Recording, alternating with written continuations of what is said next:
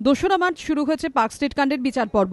বুধবারের পর বৃহস্পতিবার অভিযোগকারিনীর সাক্ষ্য নেওয়া হয়, কিন্তু তাতেও সাক্ষ্যদান পর্ব শেষ না হয় এপ্রিলের 5, 6 ও 8 তারিখ ফের অভিযোগকারিনীর সাক্ষ্য নেওয়া হবে, জানিয়েছে নগর দায়রা আদালতের ফাস্ট ট্র্যাক থার্ড কোর্ট।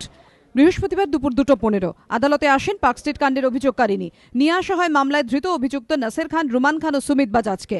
এরপরই ফাস্ট ট্র্যাক থার্ড কোর্টে শুরু হয় অভিযোগকারিনীর দ্বিতীয় দিনের সাক্ষ্য গ্রহণ। আদালতে 2012 সালের 5ই ফেব্রুয়ারির পূর্ণাঙ্গ বিবরণ দেন অভিযোগকারিনী। তিনি জানান, সেই রাতে আত্মীয় বন্ধুদের সঙ্গে পার্ক স্ট্রিটের অ্যাংলো ইন্ডিয়ান ক্লাবে গিয়েছিলেন।